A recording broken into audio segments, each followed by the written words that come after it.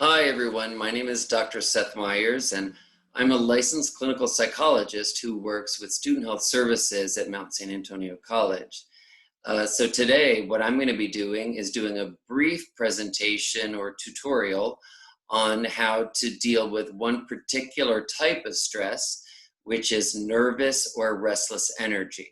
So in this presentation, I'm going to share some tips and techniques about what you can do when you feel that kind of restless, nervous energy. You're at home, you don't quite know what to do, you don't really want to do anything, but you want to do something. So that's going to be the focus of this presentation today. And of course, people experience nervous or restless energy all the time, anytime, over many, many years. But this topic is never more relevant, of course, as it is when I record this in the spring of 2020 during the quarantine process, the stay-at-home orders that are in place because of the impact of the novel coronavirus. So we'll go ahead and dive in. I'm going to try to share my screen so that you can look at a few slides. I won't bore you to death with slides because I know nobody loves too much PowerPoint. So we'll go ahead and get right to it.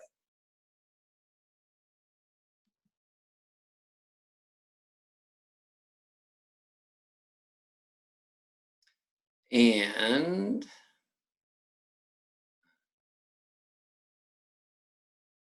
I found it. Here we go. Okay, good. So there you see it. I apologize that it's not incredible production values, but unfortunately, being technologically savvy is not my strength. So, okay, so you see the title right there of the presentation, Positive Ways to Deal with Nervous or Restless Energy.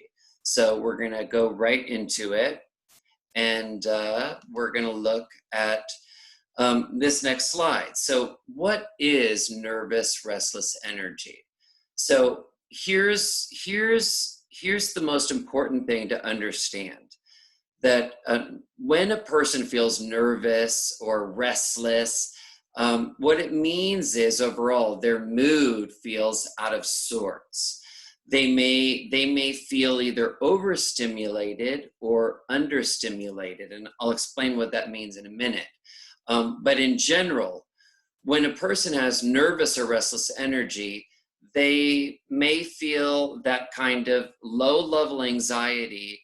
They may feel it like a little bit, they may feel it a lot, or they may feel it like extremely, where they feel like they need to do something. They kind of like want to jump out of their own skin. They don't really know what to do with themselves, but inside their body feels like it needs something, almost like wanting to crawl outside of your own skin. That is the most extreme end of the spectrum of nervous or restless energy. I would say the lowest, the opposite end of the spectrum, the less severe end of the spectrum of nervous restless energy is feeling kind of bored, unstimulated. So you'll see in the third point there that I make on the PowerPoint, common feelings associated with nervous or restless energy. You have to look at it first in terms of what it looks like when a person feels overstimulated, right? So here's the point. You can have two different types of nervous or restless energy. Sometimes you have nervous and restless energy, and you feel like your central nervous system is kind of like low energy. You feel blah. You're not really sure what to do. Low motivation. You don't want to do anything, right? The other type of nervous restless energy, it's a more active, overstimulated type of nervous or restless energy. So you may feel frustrated, irritable, anger. You may want to do something. You may feel prone to action, even though you don't exactly know what you want to do. So that's the most important point to remember about nervous or kind of restless energy.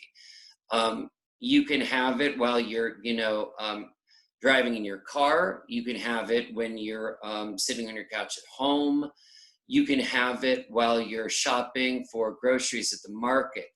Just this weird sort of hard to describe feeling, like you feel a little out of sorts and you don't really know what to do, but your mood is off, but you feel a little anxiety, a little irritation, a little anger, or even a little bit of escalated mood. Okay. So just remember, when your mood is off, when your mood isn't what clinicians call euthymic mood is like, yeah, I'm okay. My mood is good, normal, positive. I feel fine. I'm not really upset. I'm not really, really happy either, but I'm good. That's what we call euthymic mood. Well, here's what's important to know about when you are in a good mood, a good, like typical normal mood.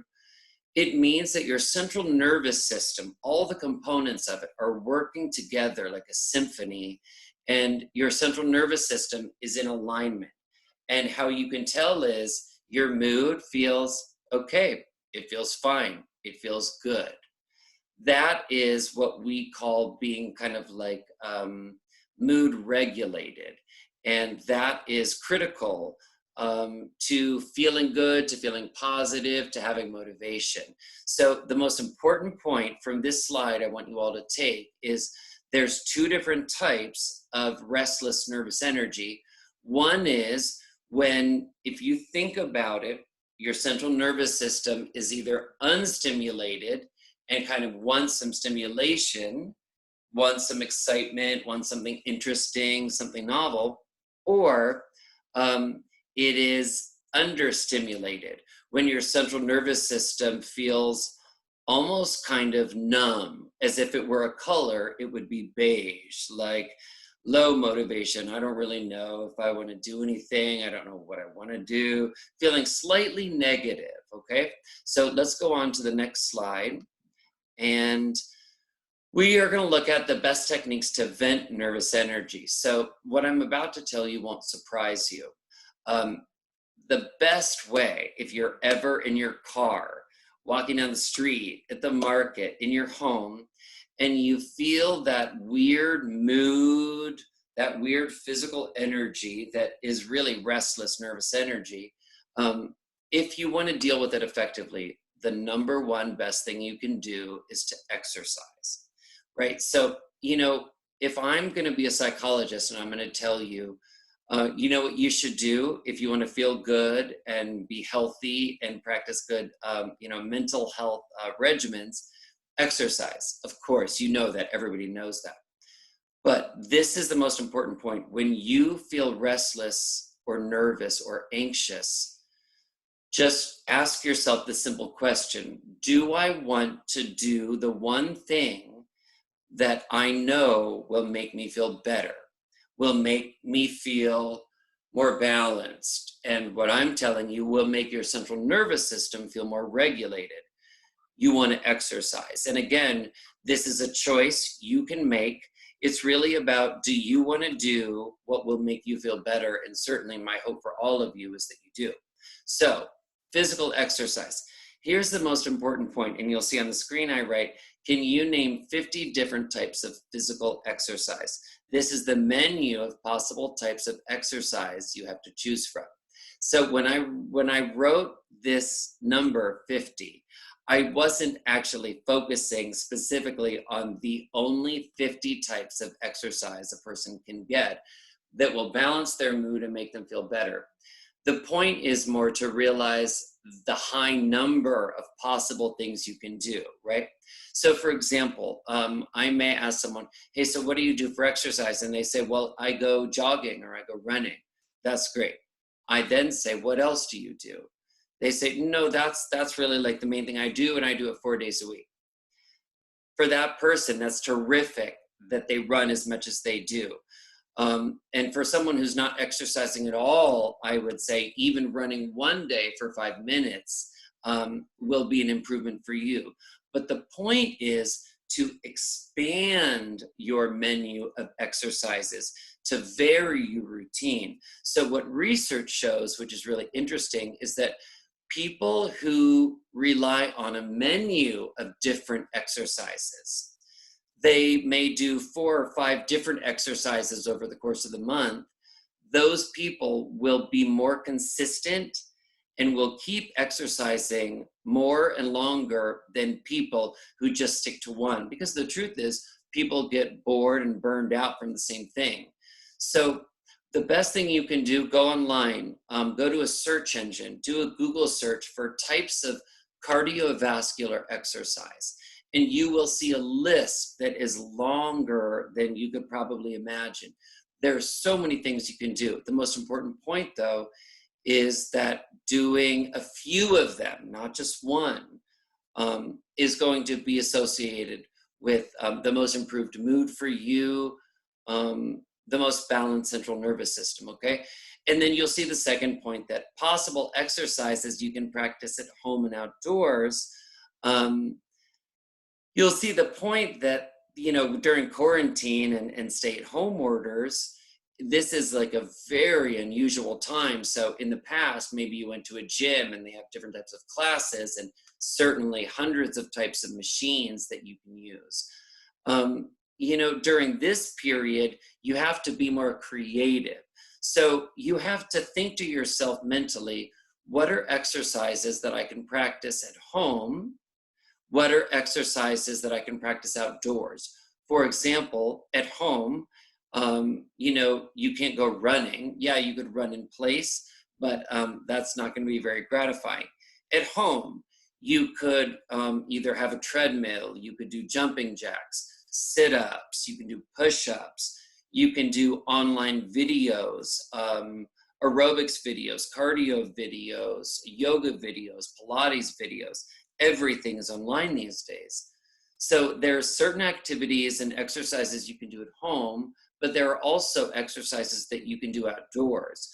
So outdoors, I'm just thinking off the top of my head, you could go running, you can go rollerblading, you can go bicycling, any number of things. So just remember, when you think about, I should exercise more, exercise helps with nervous and restless energy, ask yourself, do I want to do an exercise right now that is at home or that is outdoors? And then when you make that differentiation, ask yourself which of the ones under each category you want to do. So we'll go to the next one. And the next one is just as important as the previous slide. So before, we were talking about what to do when you need cardio activity. Your body craves stimulation. Your central nervous system wants to feel activated so that it can get back to a place of baseline and feel normal. At the same time, if you're feeling restless energy, but kind of more agitated, irritated, a little bit more angry, a little bit more hyper, then what your central nervous system is telling you is that you are overactivated, and that what you would benefit from is a calming activity. So here on this slide, I show some examples: meditation, journaling, reading for pleasure, playing an instrument or listening to music, talking to a friend or family member, but not just anyone, someone who is comforting, soothing, and nurturing.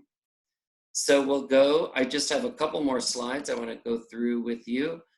And the next one relates to getting organized. When you have nervous or restless energy, one of the best things you can do is to take that nervous, restless, amorphous energy and say, I'm going to channel it into something concrete, tangible, and specific.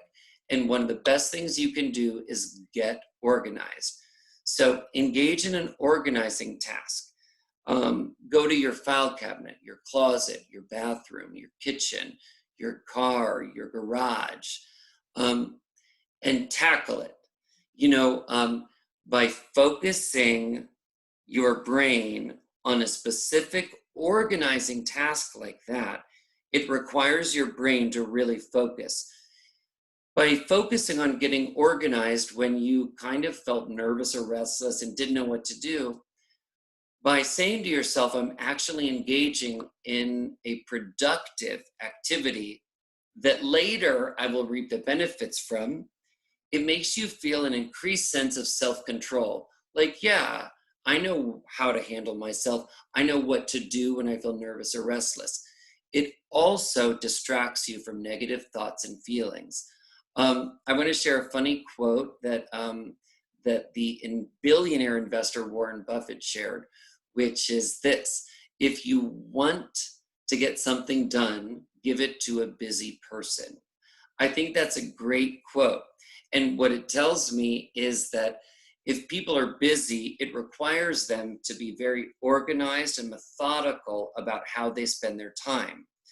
Well, when you have nervous or restless energy, you're not focused on checking something off your to-do list.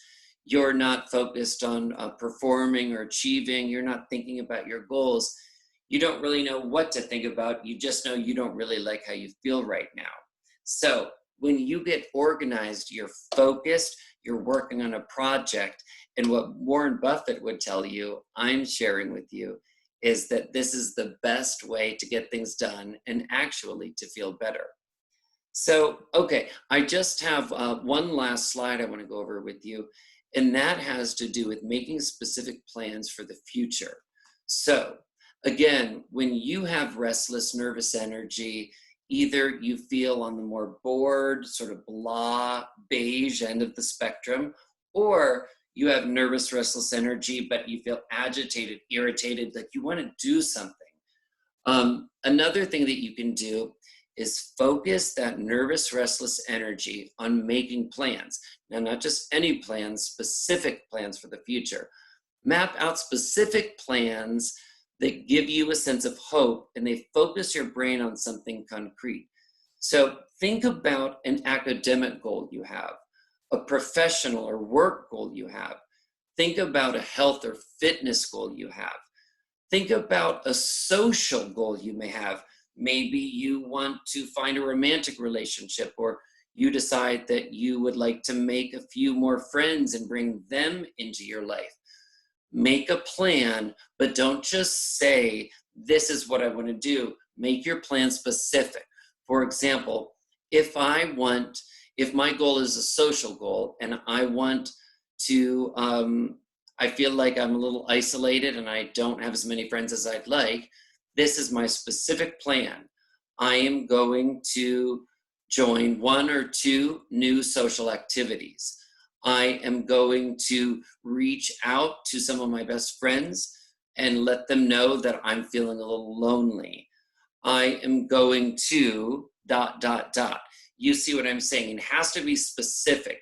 You can't just make a goal in one sentence. So yeah, I want to become, let's say, a vet tech.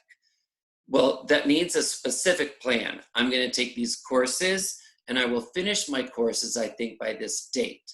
I am going to contact veterinary offices or clinics and ask if they are looking for volunteers or offering actual paid positions. So the point is the plan needs to be specific. This overall strategy, taking nervous or restless energy and making specific plans, it can give you a tremendous sense of hope, a tremendous sense of control over your life.